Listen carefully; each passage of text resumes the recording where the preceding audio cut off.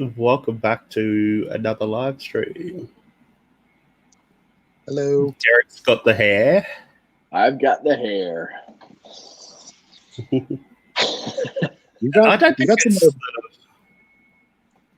Michael, you have some more bangs going. You got like a little yeah. Well, fringe. it's better than being shaved off completely. Is the dog gonna sit in your lap during this live stream? Nah, he's at my feet sleeping. Nice. It's been 3 weeks and he's settled in. It's like, this is my spot now. And it's always on your feet. He's probably a pretty good reading companion. Ooh. Yeah.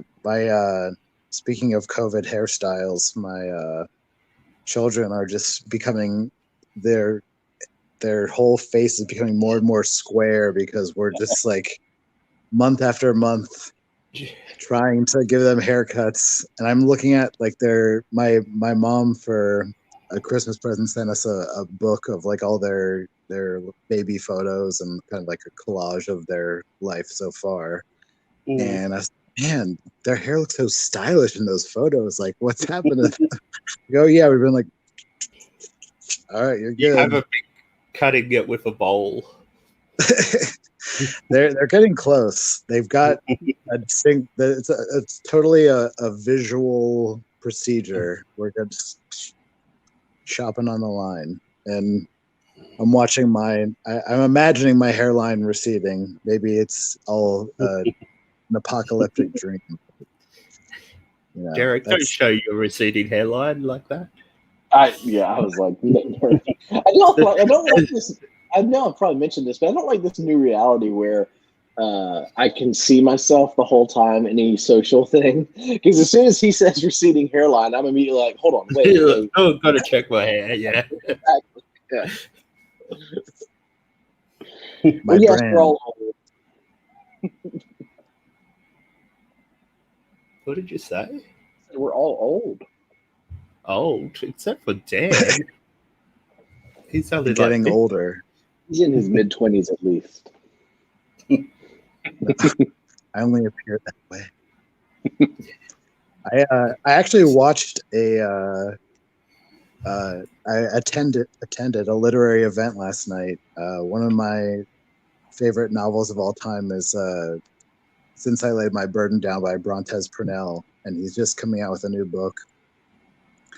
And he's being interviewed by this guy called Bruce LaBruce, which, as straight men, I would be very, very surprised if you have ever heard of him. But he's like, he's kind of like this guy who did a lot of films that were like mostly pornographic, but kind of arty. And so he was the interviewer, and it was like a very strange event. It felt more like a gay gossip session than like a traditional literary event. Like the book itself was like kind of a background to more of like the interconnections and the different artistic scenes that they were involved in. But anyway, Brontez Purnell, I said that he was only like 4 years older than me, and his hair is like getting all gray, and you know, he's visibly aged since his last book came out. And that sounds kind of awesome. Everyone's going to Google I saw myself trying to find out how old he is. I think he said 37 going on 38, and I am just celebrating my 10th or so 21st birthday. So we got a little ways to go, but it's strange. I think this time is like you see. I think it's partially tied to what Derek was saying, is like we're now so visible in these ways that we're not used to being. And it actually reminded me of, in Infinite Jest, one of my big gripes with like a lot of. I feel like that book kind of gets some credit for being like foretelling certain relationships we have to like media or communication technology. And he describes at great length this whole thing that's basically Zoom, and that people eventually somewhat abandoned it because they couldn't stand to see themselves talking during a conversation. And they like basically applied like Snapchat or like Instagram filters until it was just like an artificial AI representation or something of them, because that aversion is so strong. And I was like, you don't even know David Foster I mean, Wallace. yeah, I would adopt that. I'd probably do more YouTube videos if I could do that.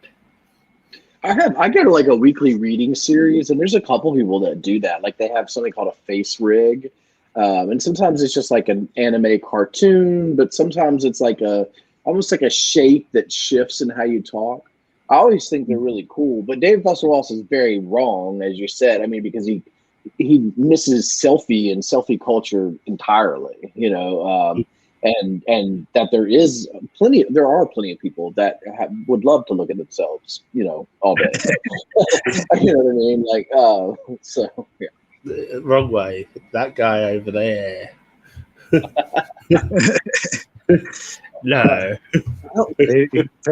And I think maybe that's just like it's not a correct way to read that book at all. Like, I don't think he really set out to like predict the future. Right. No. But it's interesting to see like such a strong parallel to the way we're using, because at the time he was describing something that would have been futuristic. Mm-hmm. And now we're living in that dystopian future. Here we are. We've gotten there. Yeah, I mean, everything's much sadder than any novelist predicted, right? Just dumber. Dumb future. True. All right, guys. So what are we talking about? We're talking about like the new year, new you. What are you guys up to? Up to? Probably reading. That's what we're up to. Do we do anything else? But are you reading in a new way? Reading in a new way, yeah. Back to front. I'm reading 4 books at once, which I never used to do. That's yeah. new. You were a monogamous reader for so long. Yep, I was. I used to not understand how people could jump in between stuff, but now, but now I'm actually enjoying it.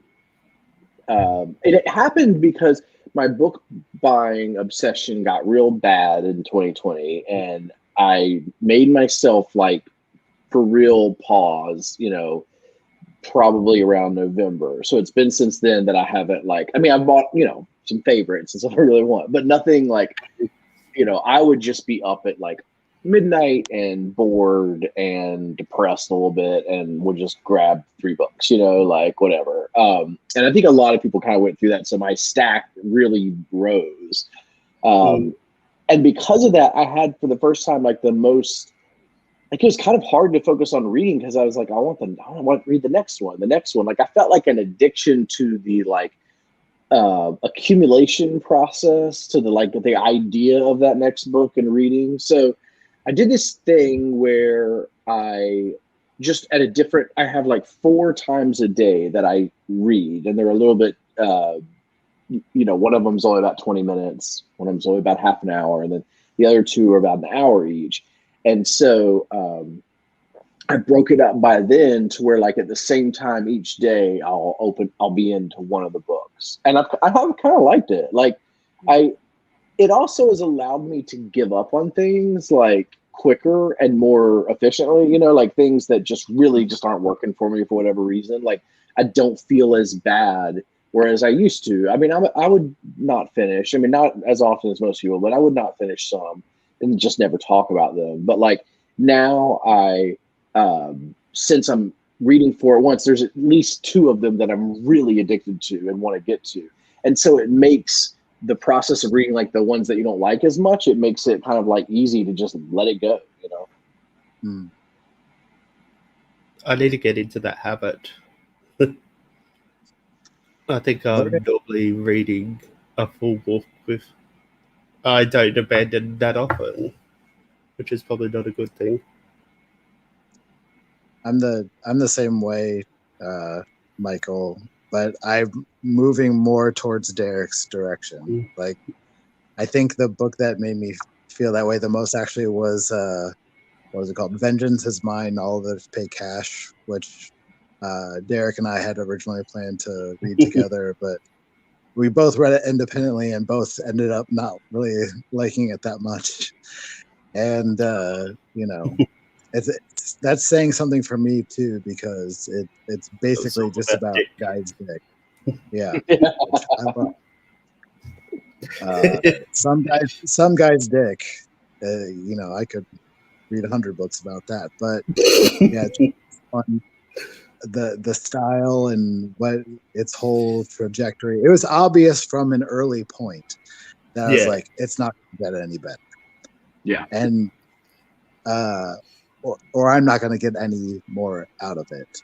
But I have that ingrained like habit, whatever you want to call it, where I'm just like, well, maybe like just keep going. It'll start to like move in a different direction or blah, blah, blah.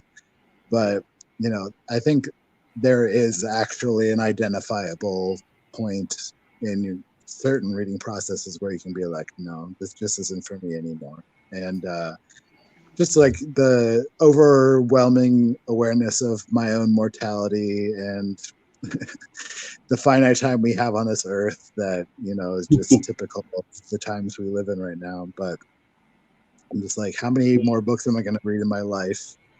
Not as many as I want to. So like, what is the actual point of putting myself through something I'm like even 80% sure that I'm not going to have any.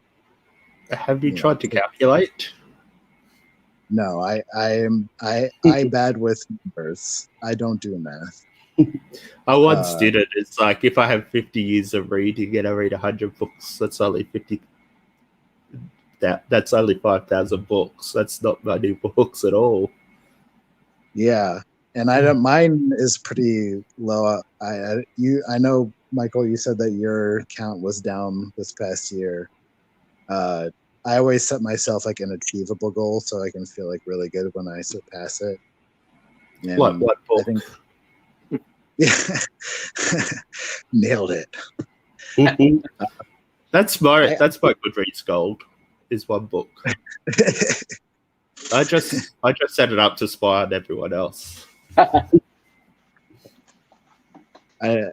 think that I think it was at like 4 a month. Maybe I moved it up, but I feel pretty confident in that. And I think that if I do take on that resolution of just giving up when the signs seem to be all but clear, then maybe I can actually, be more productive and enjoy life more. So, yeah. Well, sorry, you go. No, that's okay. Yeah. I was just gonna say I've also been reading poetry for the first time in a very long time, probably 20 years, and so that has made it. So in one of those reading periods is right before I go to bed, 20 minutes or so, like kind of the last thing that I do or whatever. And it's not, I don't have, if I turn on a light, my wife will wake up. So I light a candle. There's like a little candle I have by my bedside, and so they read poetry. It's amazing. Like it's like such a, like a poetry by candlelight. Exactly. It's such like a cliched, silly thing, but I've come to really like it. And that part, I mean, I'm liking it for a lot of reasons. I mean, I think it helps writing. I think it's like I had fallen out of poetry for too long.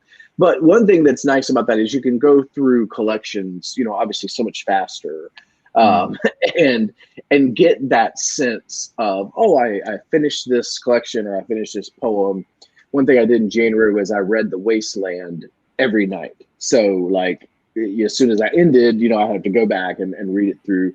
So you can do like a deep reading of it in a way that you can't with it. Well, anyway, it just made me feel better as the bigger books, because for some reason I've been on and I know Michael I think has too since he did the mystery.doc, but like on a tear with big fat books.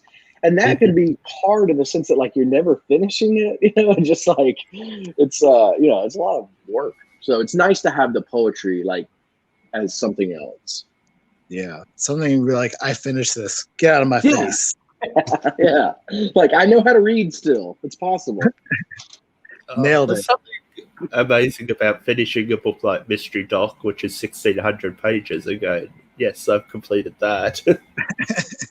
Did you stand on top of it when you were done and be like, I have to do? Yeah. It was an e-book, so no. Oh, well. So it told you throughout the reading, like, you're 1%, you're at 1.5%. Yeah, you got to hide that percentage count on something so big, otherwise it feels like you're going nowhere. Although, I saw that Damien said on Twitter, who had read it, I think, right at the same time as you, he said it was a fast read, which I thought was, it is? Okay.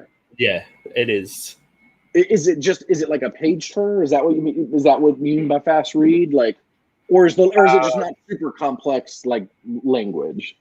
It is a fast-paced read, but there are like pages of just like photos or like it's not like you're reading not Laszlo Crash and a Hawkeye type style. Right. Because he would do a 16,000 page book for that. Right, where every page there's no break. Yeah. Yeah, no full stops. You've got to read that one sentence. It's not like that. No. This sentence is your friend for the next 3 months. Yeah, it's more like mixing multimedia. So it's like got photos and emails and like chat logs and stuff like that. That's cool. Did you enjoy the process of, defeating it? I really enjoyed the book, and saying that you read a 1,600 page book is worth bragging about. Would you say no? I would imagine that Ducks New Report was harder to read, right? Like with no, it was. Okay. Yeah, it was. I think I like Ducks Newberry Report better. Really?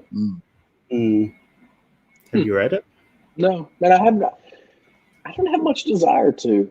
We checked it out of the library, my wife and I both, because we were both kind of thinking about it. And this was, right when it was hot, so at least a year and a half ago or so, I think. And I read 20 pages or so, and I never, ever was able to get that thing out of my head. What was the phrase? The fact that. The fact that. That was like right when I was trying to start like working on my own writing too. And I would sit down to write and hear the fact that like in my head that I could tell how effective it was going to be. It was very good. Also have to understand that it felt like a social commentary that at that moment, so that was 19 in the fall. I was, or maybe 8, whatever it was.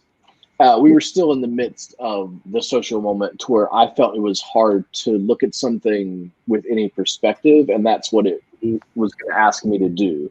So from an American political perspective, since there was some of that tied up in it, I didn't want to live in that world for that long. I was trying to escape it at that time. Still are. I don't.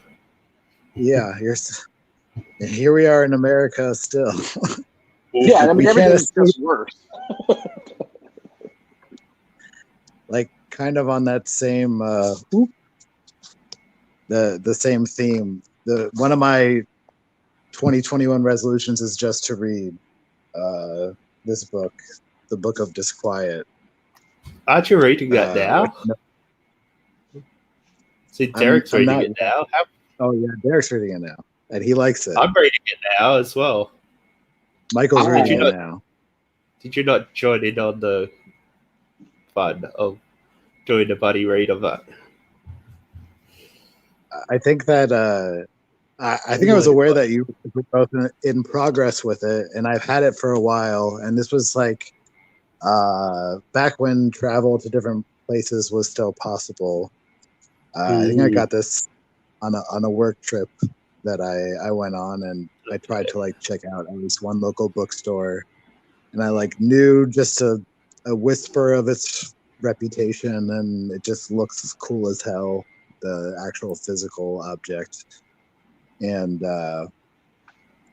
but for whatever reason, like I've seen like little extracts of it floating around online, and I just have this sense that that's not going to do it justice. Like any little fragment by itself, like might have some quotable or like, you know, some abstract impact, but I have this idea of it as like you just need to be like experience more and more and more of it, and then all of the pieces will kind of like accumulate this effect.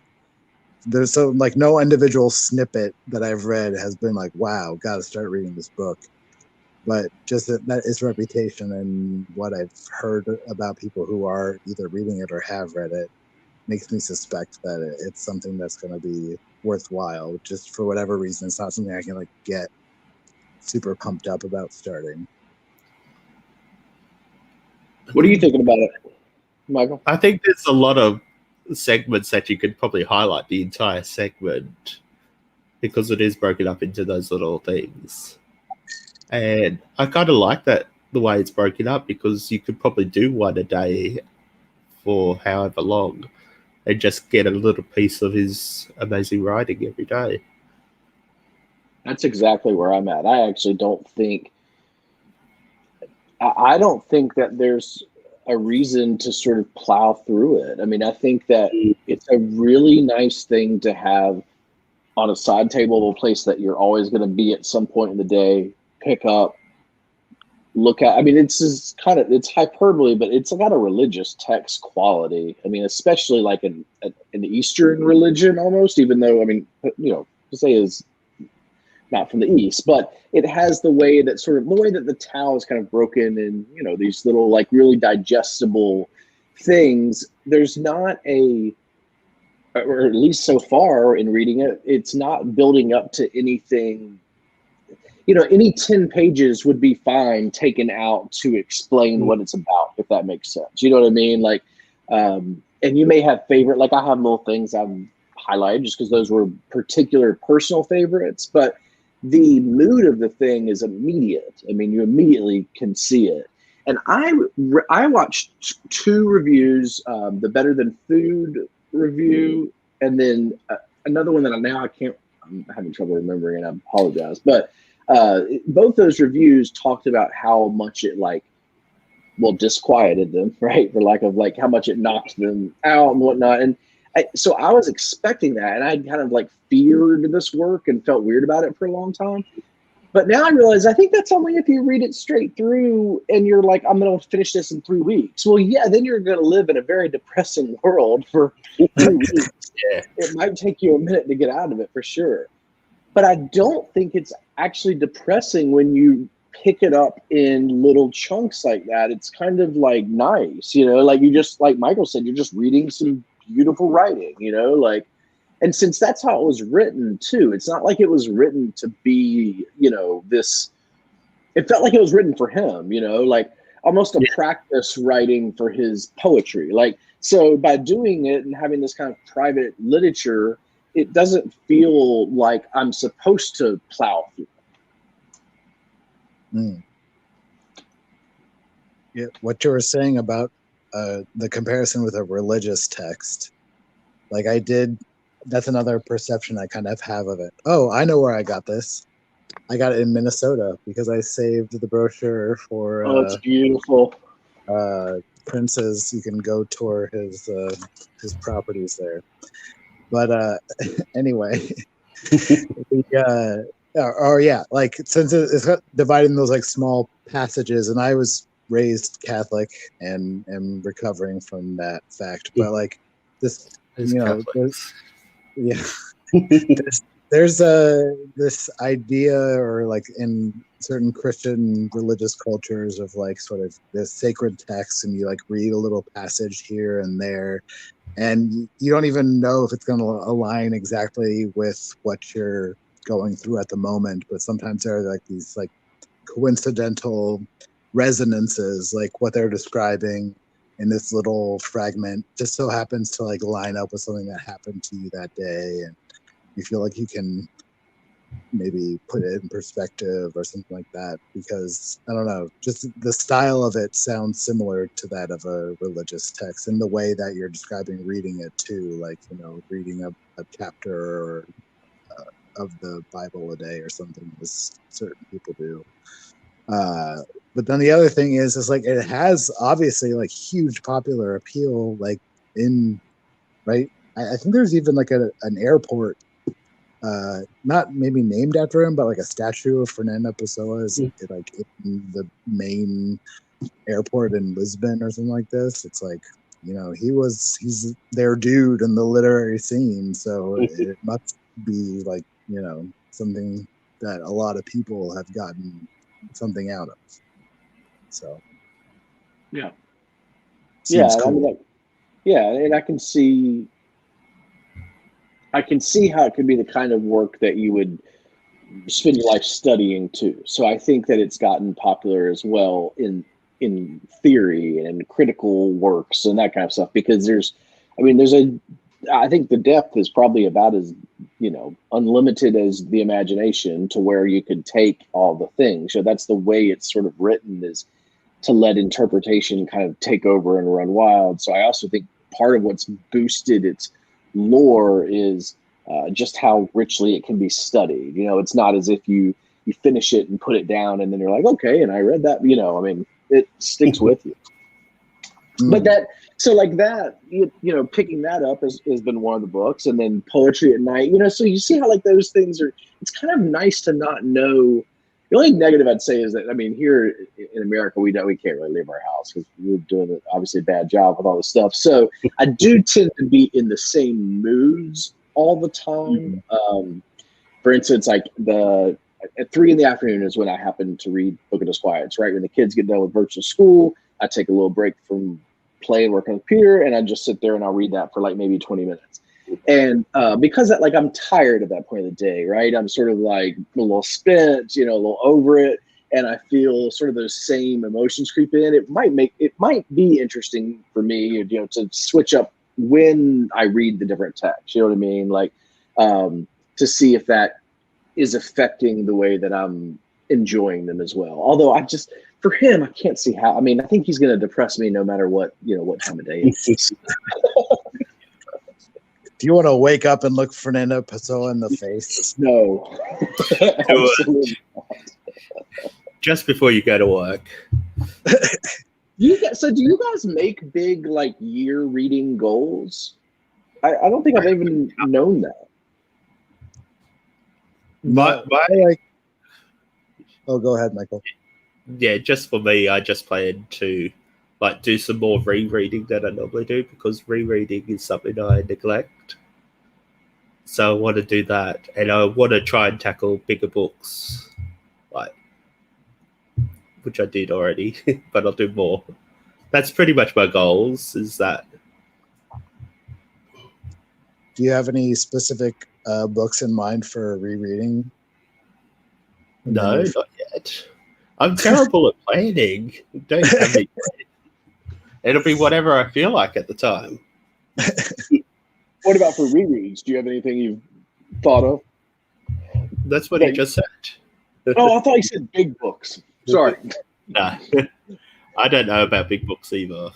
Okay, all right. You can give us the same answer for both. Yeah, pretty much.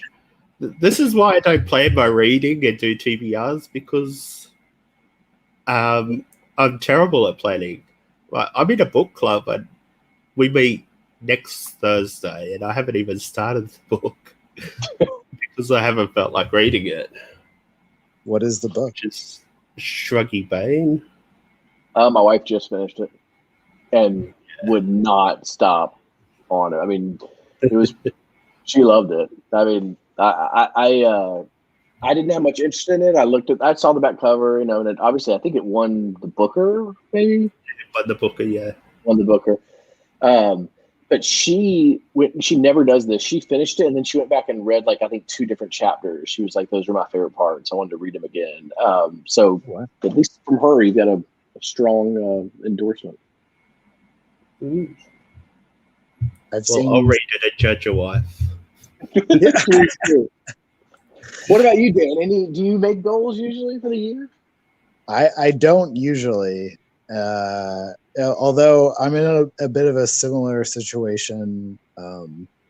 We can grill Michael on whether his book buying habits have changed at all, but I have now accumulated not just a stack of TBR, like new acquisitions, but like I've had to forge an entire shelf, and it continues to grow. I had even told myself that I had reached such a large amount of space that it was taking up that I needed to get through them before I purchased any more books. And that has definitely, I have not held to that whatsoever.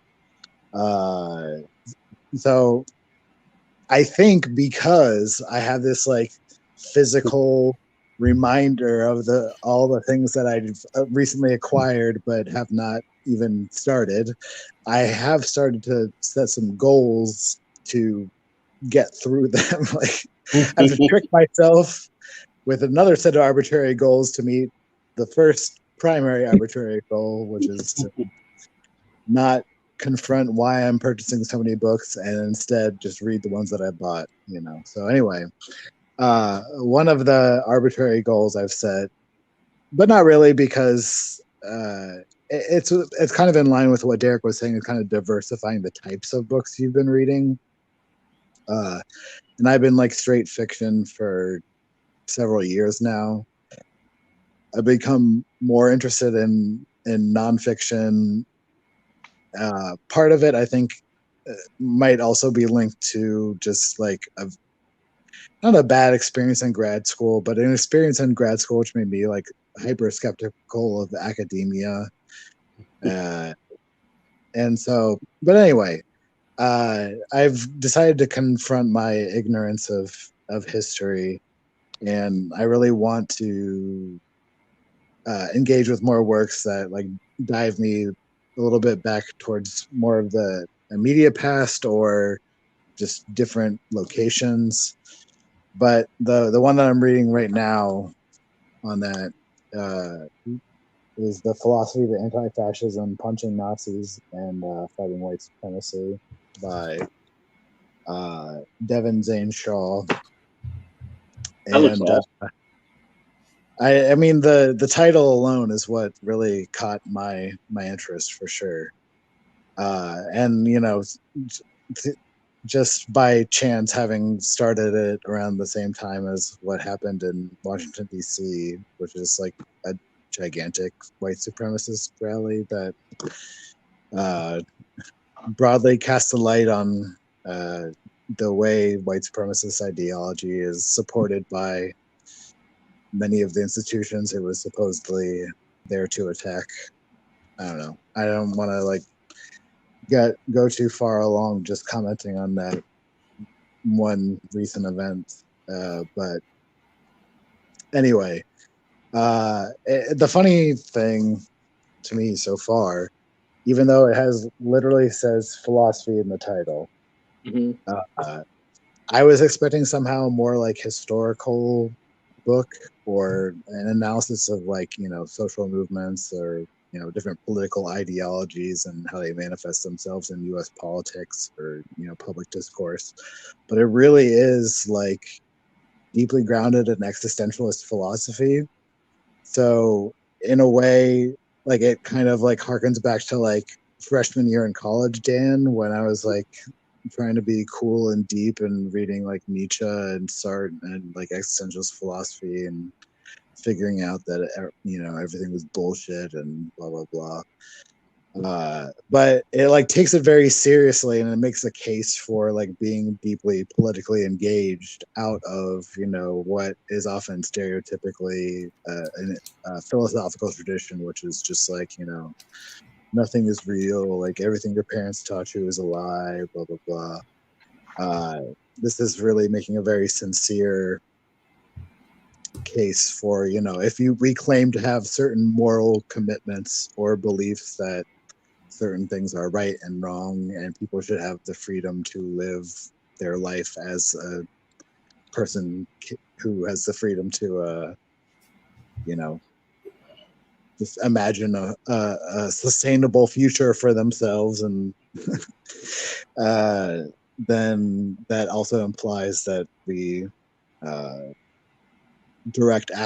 more direct action than is typically considered polite or even like broadly condoned in the American society is worthwhile and needed. And in a way, I feel like I'm becoming, it's helped me overcome certain like aversions to confrontation as a former goth kid or whatever. Like, I thought you were a same kid. More like getting into, being more comfortable being engaged in the public sphere kind of thing, and why that's important. So there's almost like a self-help component to it, I feel. Eyeliner and stuff re-emerging. Anyway, I've gone on too long about it, but to read more stuff like this that's helping me process like the current like actual political reality we're living in. That's what I want to do. At least one a month, maybe, and then I'll go back to fiction and be a quiet. I also am added a nonfiction element, which is you were talking about the philosophy stuff. I mean, I've always been really interested in philosophy and always read some, but been more about like, let me watch Sean's, 45-minute video explaining, this particular concept, because I really enjoy when, really well-read, smart people tell you about stuff. It's kind of cool. There's philosophy too, like there's a whole thing where you can get a lot of stuff. But I saw one that was, I saw this a while back, and it was like a piece by piece lecture on Hegel's phenomenology of spirit, where you could just like, you would read basically like, I don't know, kind of like 3 pages, not very much. And then you could like watch or listen to the half-hour lecture from, professor specializing in that. And so I thought that might be fun to do. And I've been kind of looking for a non-existential philosophy to sink into, like, I'm not saying it has to be hopeful, but a way to at least harness our human energies into something valuable, because it does feel a little barren out there as far as morality. So anyway, it's not like I picked Hegel for that reason, because actually I'm not deep enough. I've read the preface and one other part, so I'm not deep enough in it to know if it's like going to get there. But I did pick that one because I think it proposed to give sort of an answer to the God is dead that wasn't going to be necessarily, existential or whatever. So that, that there was some way to still have a spiritualness or a spiritual side or whatever, overlaid on top of the Enlightenment. Yeah, it's weird reading a book that expects you to directly refer back to the real world all the time. Like, I mean, I guess that's the becoming more acclimated to nonfiction. But it's almost like, it's like an empowering story that's full of ideas, and you can apply it just the same way you could certain ideas you get out of reading a fictional text. But somehow there's like this like deeper sense of what you're reading could like, it could make me go out and do something different tomorrow if we have that gift of tomorrow. It's not looking good for you guys.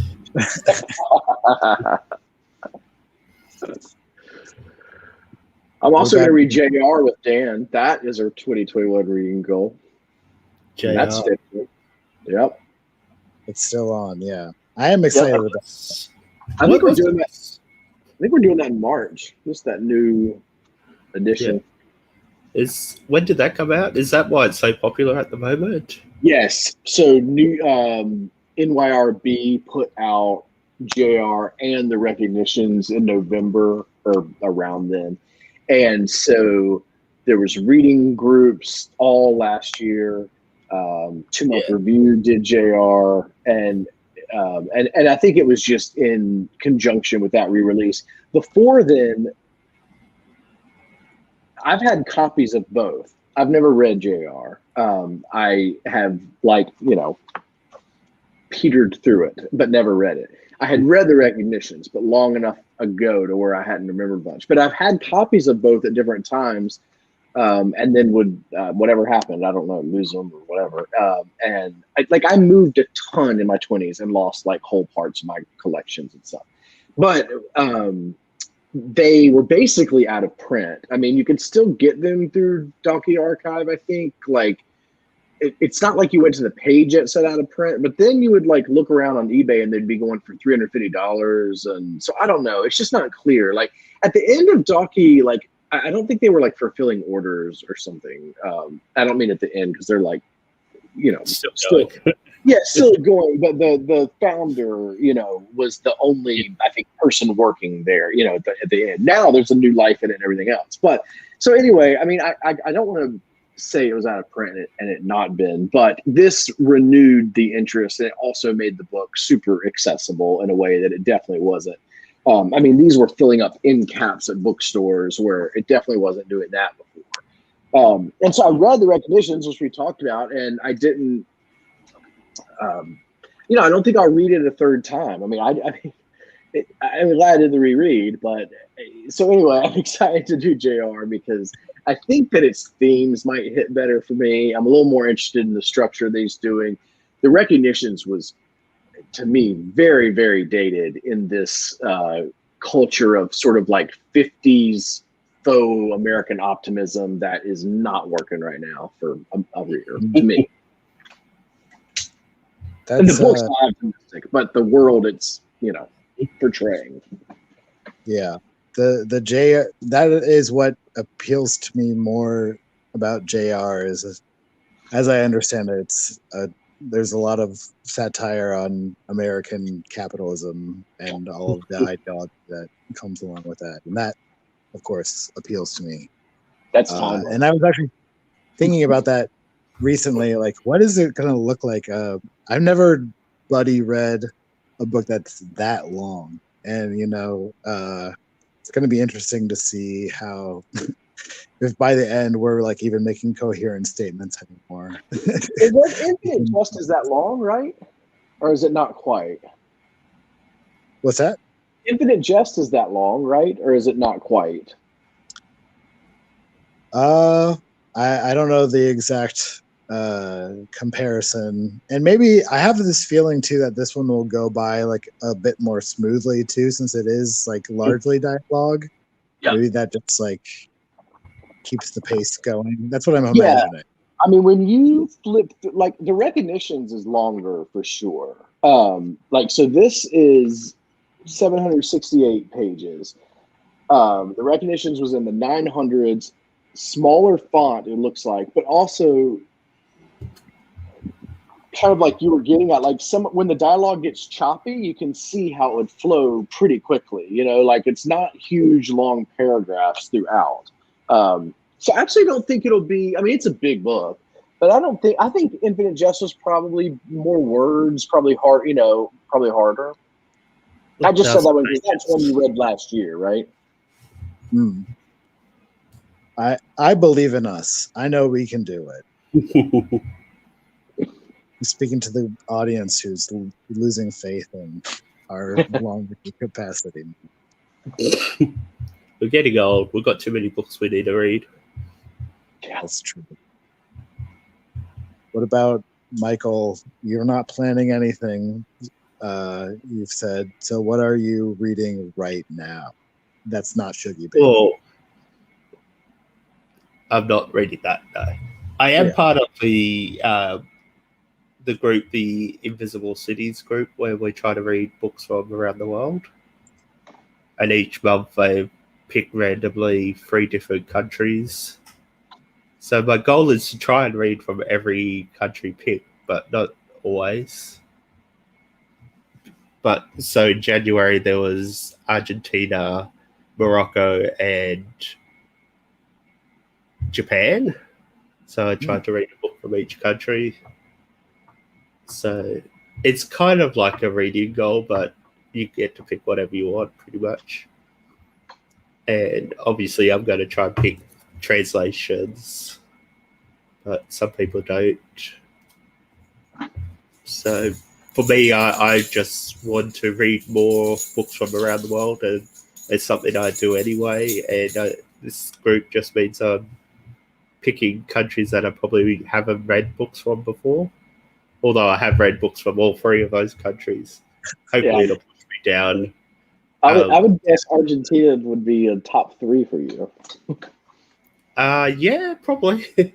I have a spreadsheet. Should I look it up? I'm going to guess it goes French, Russia, Argentina.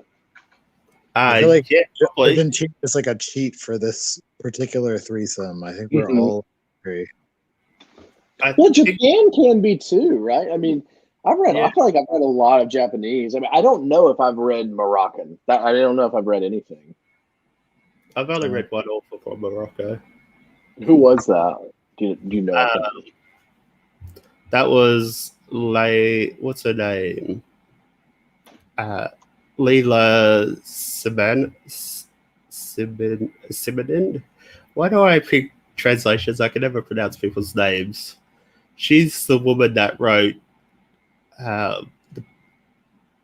the Lullaby, which was called The Perfect Nanny in America, and Adele. And last month I read her collection of essays called Sex and Lies, where she went around to different women in Morocco and just asked them about sex and seeing how they were brought up and what they believed and what they were taught from the government and from Arab teachings and stuff like that.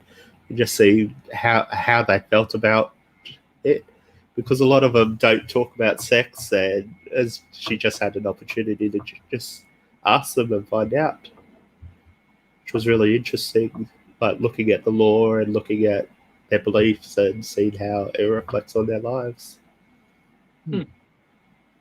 That sounds good. I found that fascinating. Yeah.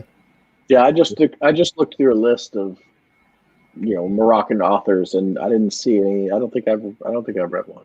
So that's a really cool feature of the Invisible Cities project, is that pull to read from countries that you never have. Yeah.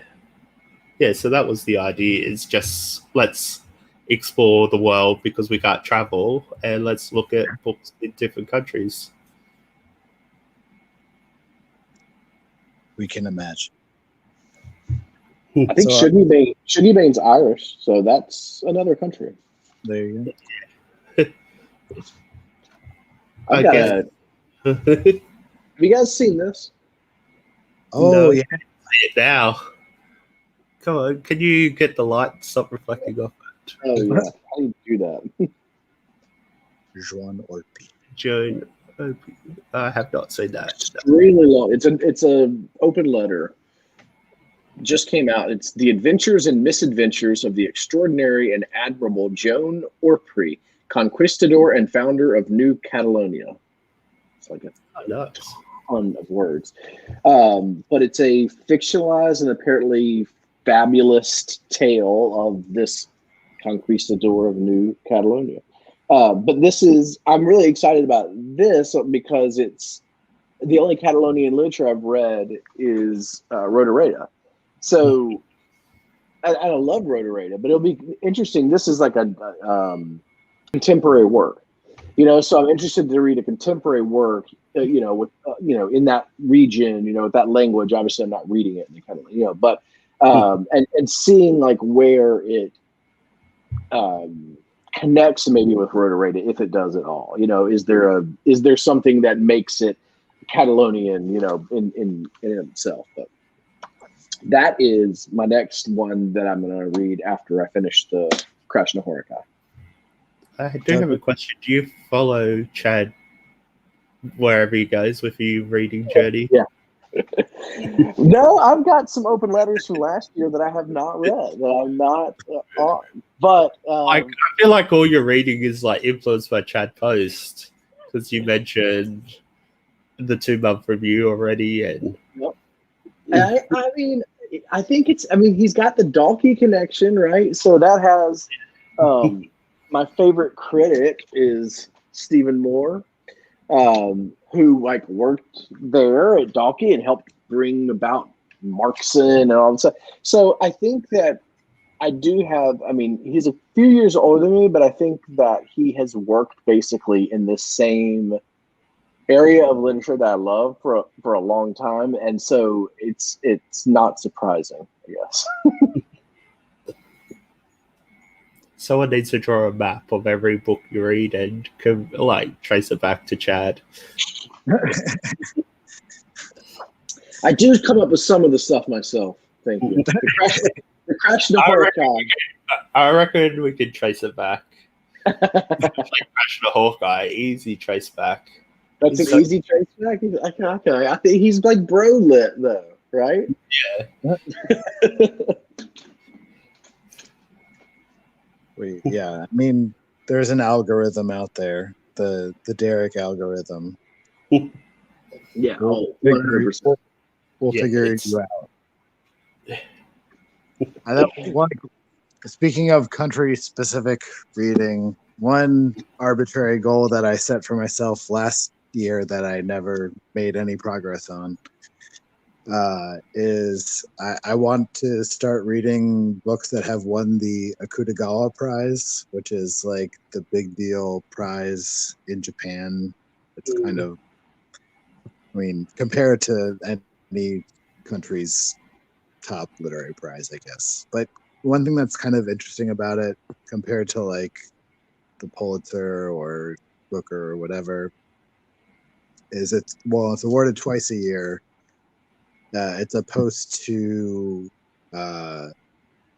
be basically it's stuff that has come out contemporary, and that's the same for the other prizes too. So it's like recent stuff, but a lot of the stuff that's being considered and the stuff that wins is stuff that's being published in like literary journals or like that. So it's like all kind of novella or very long short story length. And the prize is supposed to be kind of career launching. It's supposed to be folks that haven't necessarily had a lot of attention or, haven't had their big break yet. This is kind of like a big boost for their career usually. And it just so happens that a lot of stuff that gets translated from Japanese into English is our Akutagawa Prize winners, although it's not necessarily like plastered on the front page in the way that you would see a lot of other, European or American literary prizes. Just have it for Murakami instead, right? Well, actually, his evil counterpart, Breast and Eggs, was an Akutagawa Prize winner. Although it was in the original like pseudo novella form that was like dramatically expanded before it was published in English here, but like the evil Murakami, Ryu Murakami, I think is on the current judge for the prize. And but anyway, so there's this one which is like ultra thin. It literally is just it's called The Bridegroom Was a Dog by Yoko Tawada. She had one I think called The Emissary that I want to say that came out a little while ago that was getting some, it was nominated for some translation prizes, maybe I think it won the National Book Award. I didn't like that book. Yeah. So I don't think they picked winners, not compared to some of the other translation awards. Yeah, it's I don't even know how to. It must be so weird the assortment of books you have to judge compared to one against each other must be like so yeah. hard to. I also heard this year there was an issue with like judges were only allowed, I guess, to have PDFs and e-readers, and it caused an issue, I guess, or whatever, in terms of not everyone is going to be able to read the same way or the same amount, whereas before the judges, one of the perks was you got a bunch of, free, cool contemporary books. But I have not put much stock in that award. It has not really, and I'm talking about, the national, book awards translation thing. It hasn't been super inspiring, but I think that's. The Japanese thing, though, the other thing you kind of mentioned this, but I've heard of this word for a long time. I think it's really cool that all of our awards here validate, and that one like launches, like you won't know you're winning that award, or that even someone has read an obscure literary magazine that you published something in, and then all of a sudden, like that's it, you won it, and your new job is writer. Like. As opposed to like writing on the side or whatever. And it's something that I wish American awards would do more of, like find people, as opposed to what our awards do, which is really just kind of rubber stamp, usually pretty entrenched writers. Right. Maybe you should be following the PEN Award, which is for unpublished manuscripts. Yeah, I think that I should one as well, I think. In America, does one. I think, like, conceptually, what appeals to me is that idea of even, something that almost feels like in awarding the prize, they're taking like a little bit of a risk, because they're like, saying this is great art, and maybe the judges will think like it reflects more on them because there's no like machine behind these authors to like say, you should care about this, although maybe there is. I mean, just the fact of getting published in one of these big literary magazines maybe is a big deal. It's probably its own like gatekeeping thing. But anyway, like there's this one is really shorter. It's called "I Want to Kick You at the Back" by Lisa Wataya. And I think that was like the youngest. She was one of the youngest people to ever win the prize, like 19 years old or something at the time of her. This is a New Directions release, Toddler Hunting and Other Stories by Taeko Kano. I love that cover. Yeah, the title and the cover alone are just like, ooh, this is like some dark shit, I feel like. And then the last one was Hiromi Kawakami. This is like a few of her short stories, or like novella-ish stories combined into one collection. But the one that won the Akutagawa Prize is something like "A Snake Stepped On" is the English translation of the title. So it means they're like slowly get year by year, more and more of them are being published into English. And just, I don't know. That's part of the allure of like being a fan of translated literature is like there will be like these rumors surrounding a book for so long, and finally, becomes available to you. You have to like go check it out. What's going on? That's awesome. Do you have any specific? Oh, I have one other book I wanted to ask about, because I thought one or both of y'all might have read it. And this is, God, when is my like light so bad? I'm in like an area where there's like basically no light, so I wonder why. Let's try this. Ooh. Levels. I haven't read Human Acts, no. You haven't? Okay.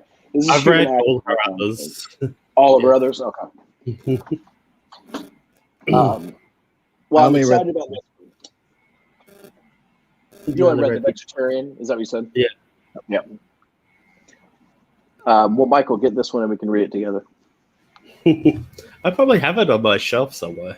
I've actually, I got this one because somebody I follow Justin W. He does something called like the Demond Award. Like every month, a different translation. He'll say this is the best one, or he's a bookseller, but he's got a cool thing. And he had said this was her best, and I had never heard that take before. So I was like, okay, all right, I definitely want to check it out then. I honestly, I was a little disappointed when I read The Vegetarian, although I mean I don't really know what I was expecting. I have this skepticism about like contemporary literature I need to get over. Maybe that should be a goal, but like when something comes out with like that's like recently published and is getting like a lot of buzz for whatever reason, maybe just to be contrarian, I read it and like it wasn't that great, but like wasn't weird enough.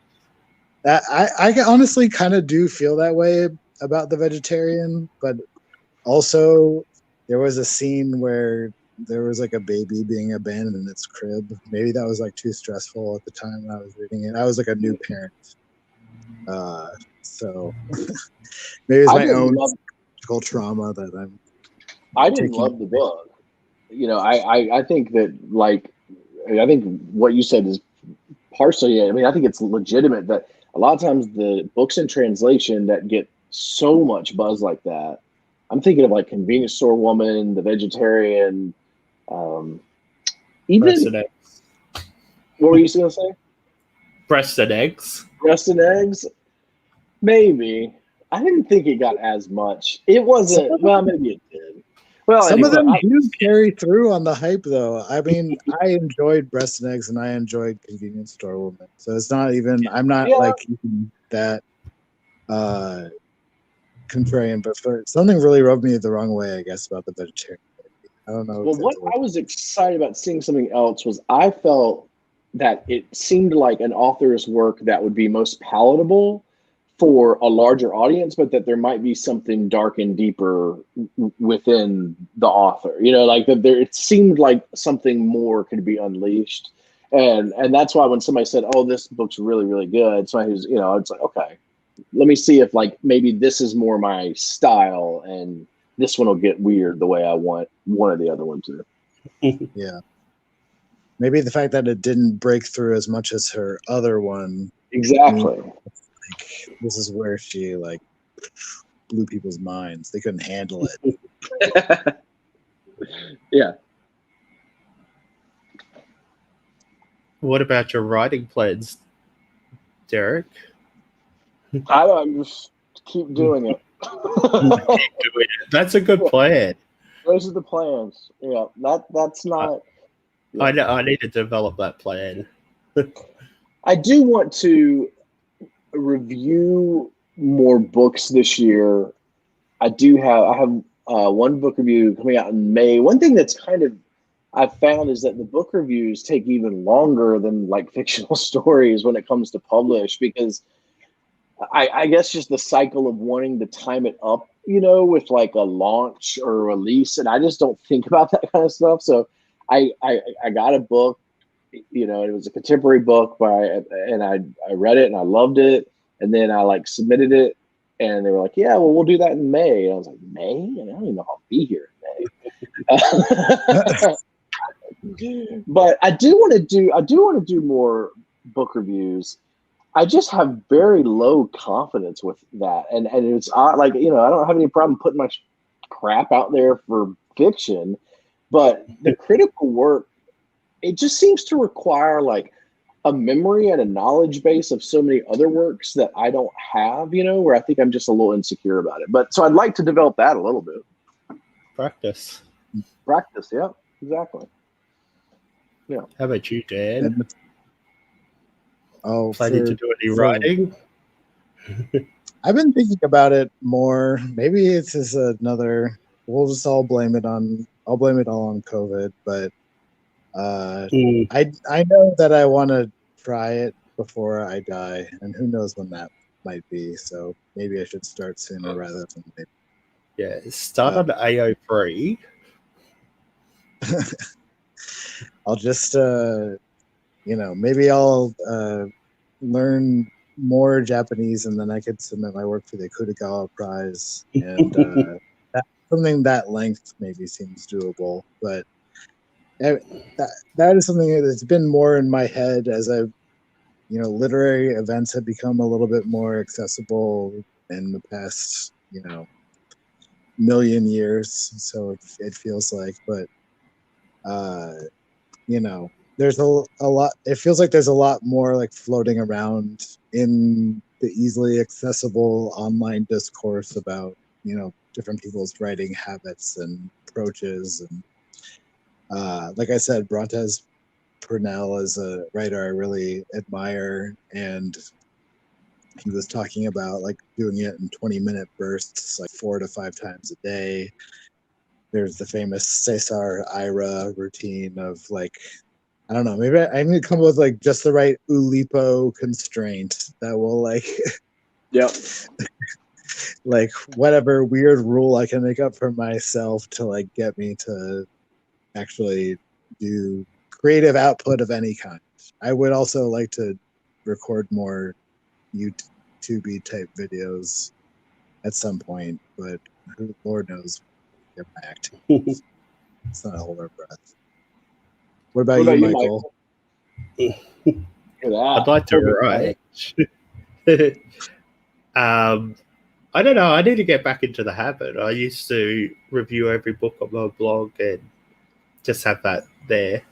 And I'm still reading Not to Read, and I like read one essay every now and then. And he kind of like shows off, but it's like, I wish I could write that way. And so I need to kind of practice and try and develop it. I'd see if I can get to that level. But every time I read one of his essays, I thought, I should quit writing. This is where it is. I can never achieve this. That was my hang up for years and years, though, was a similar type of feeling. I mean, I am a reader first and foremost, always, and when you read something, I don't know, like Michael and I read Crime and Punishment last year. Why should I write? You know what I mean? Like, you read some stuff where you're just like, okay, well, it was perfected, so I will not be entering into that ring. But you really do. I think for me, the turning point came when I started to like read, looking for writing that I wanted to not emulate, but take inspiration from, and I think that's when I started to think of literature as, and many people probably have said this or already, whatever, but is this long conversation, throughout the history of, human history, right? Because it starts with like oral storytelling and then, whatever, and how it kind of builds up on each other, and there's no perfected way or form or anything, but it's just like kind of similar to what Dan said about like the mortality thing. It just kind of was like, well, I'm alive right now, I won't be for long in terms of like on a scale, like, and so I like this conversation. All I'm doing though is one side of it, and so I'd like to like enter into that side. And I mean, I'm like you with Not to Read, Michael. I'm doing the same thing. I still just like pick it up and read one,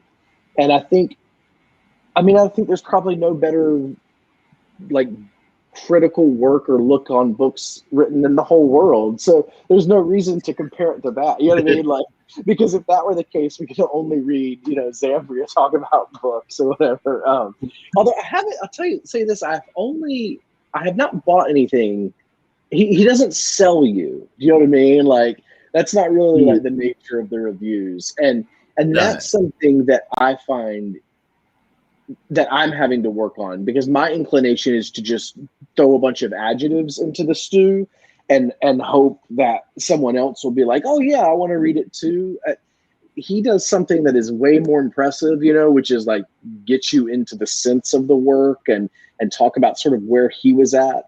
Was he traveling? Was he on a plane? You know what I mean? There's like a little story with it. And anyway, I do understand that he kind of does make it like definitely intimidating to review.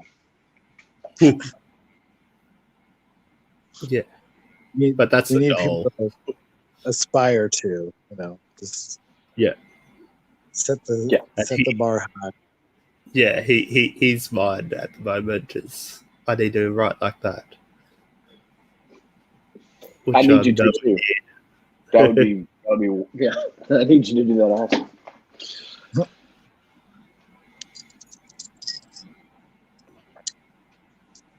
Well, gang, anything else that you wanted to talk about? No, we should save that for next time. Yeah, we should. Pick a topic for next time. I don't know when that's going to be, but we'll work it out. Awesome. Well, thank you, guys. I had a blast as always. Yeah. I don't know if many people watch it, but it's just great to just hang out and have a conversation. Yeah. You guys are great. I always... Dan, can I get that in writing? Yeah. I'll provide references. Yeah. It's actually it's a strange thing where I go through these up and down phases in quarantine. I feel like where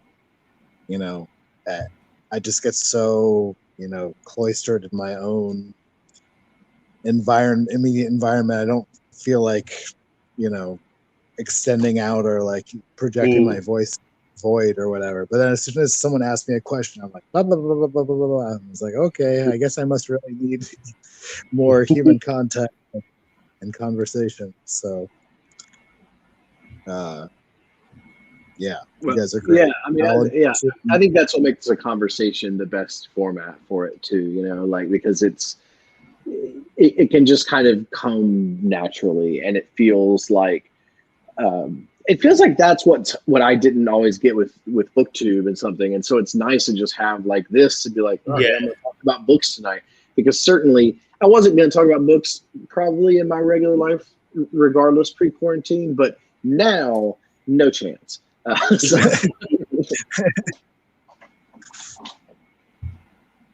All right. Well, Michael, you'll have to. I think the theme of next episode will be whether or not you like Shuggy Bang. Oh, but I'm not going to spend the whole time talking about a book that's not translated. He's going to leave that to me since I'm abandoned. Yeah. Derek's the backstabber, not me. Good night, fellas. Good night.